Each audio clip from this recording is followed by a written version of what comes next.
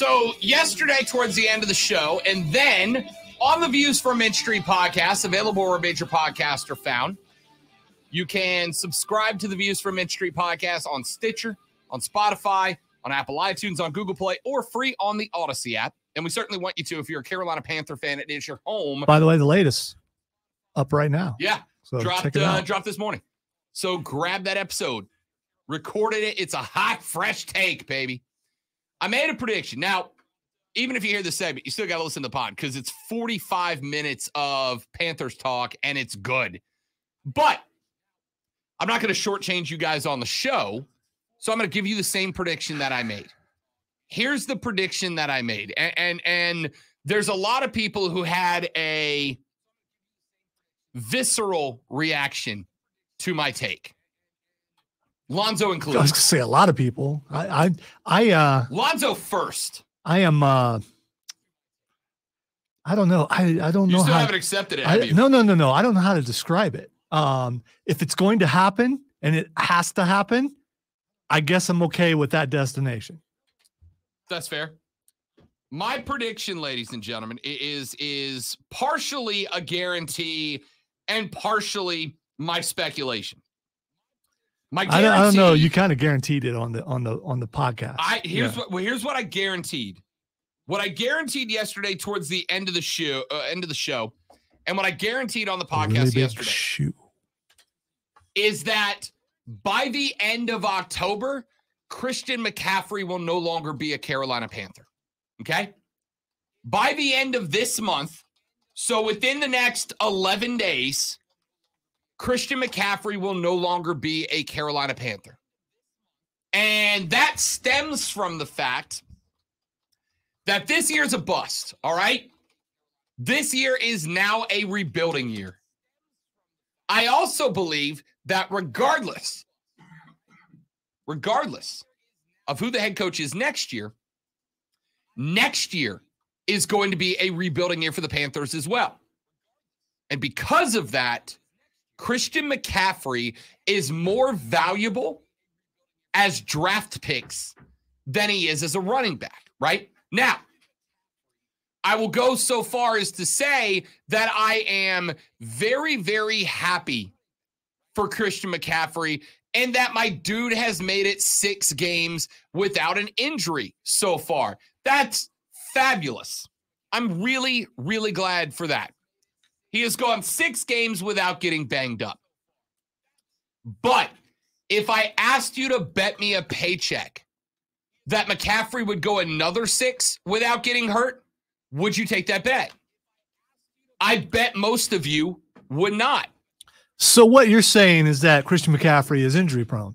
You can't say what you're saying without saying that. Yes, I'm not saying that. I have said that many times. Up until the last 6 games, McCaffrey played 1 out of every 3 games, all due to injury. That is injury prone. Now, it's been great this year that he's made it 6 without getting banged up. And I think part of the reason is he's getting that 22 touches a game that I said was the number at the beginning of the year. 22 to 25 maximum touches a game. I'm talking on the ground and through the air combined, and he might make it. And so far, that's been the number. You're creeping towards my 30. I'm just saying. I'm not going. I've said 22 to 25, tops 25. 30. And 25 would be if the game's competitive, right? If you're getting blown out by 21, there's no need to risk that injury to him. But he's gone 6. He dealt with a little soreness early in the year, but he has not missed a game yet. And that's fantastic. But Christian McCaffrey is more valuable as a few early draft picks than he is as a running back on this iteration of the team. Why?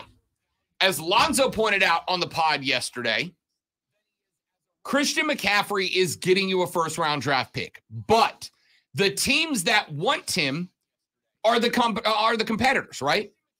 LA, Buffalo, Kansas City, San Francisco, Green Bay. Those are the teams that I think would be interested. All competitors, which means CMC is going to be turned into a probably late first-round draft pick. I also think you're getting more than a first rounder for him. I think you're getting a first and a second. You're getting a first, a third, and a fourth. You're getting some value aside from just the first round pick for McCaffrey, right? So you are going to have, if you were the Carolina Panthers, likely somewhere within the first 3 picks. Right now, we have the number 1 overall draft pick. Do I think the Panthers are going to continue to tank? Not intentionally, but yes, right? Like, I don't see anything with Ben McAdoo remaining in charge of the play calling that tells me that Carolina's going to have a late season run. We might win a game at the end of the year because we come up against a contender or another team that's done and they run out the reserves. But we're going to have a top 3 draft pick. And that's where your quarterback's coming from. I have heard nothing out of our friends up in the Charlotte media that say that Matt Corral looks like he's ready to be a franchise quarterback. Matt Corral was a mid-round project last year, right? But Matt Corral looks like he's going to fall into that group of backup legendary quarterbacks, right? Backup travel quarterbacks, guys who play a number of spots around the league. I have not heard a single report that says Matt Corral was really impressing people and the Panthers believe he's a future franchise quarterback, which means that we've got to use our first pick in next year's draft to try to find that guy. CJ Stroud, Bryce Young, Hendon Hooker, Will Levis, whoever it's going to be. You've got to find the next guy. But if you turn CMC into a first and a second, if you turn CMC into a first and a third and a fourth, not only does it make it less obscure as to what you're going to do with the first 3 picks, but it allows you the opportunity to try to find that playmaker elsewhere as well, right? It allows you to go find the Devontae to pair up with your Jalen. It allows you to go find the guy that you're going to pair up with that new quarterback and create a young foundational player, tandem, duo, that is going to elevate past, hey, those are a couple of really good rookies, into, damn, that's a really good foundation. The rest of the foundation for the one benefit the Panthers have is the rest of the foundation of this team is already there. Burns, Gross-Matos, Brown, Ikwanwu. You've already got the foundation of young players. You don't have to build the foundation. The foundation's already laid. And all those guys have not given up. They're playing well. You have also shed the dead weight of guys like Robbie Anderson, and there will be more moves. McCaffrey's value is in the draft picks you can get from him from a competitor who are desperate to add that final piece. And he would be that guy. Plus, you unload the cap space.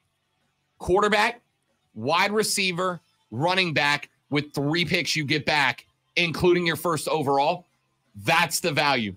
By the end of this month, Christian McCaffrey will not be a Carolina Panther anymore. And I think Lonzo's Chiefs might be the team that make the move. That's why they're doing all the contract restructuring.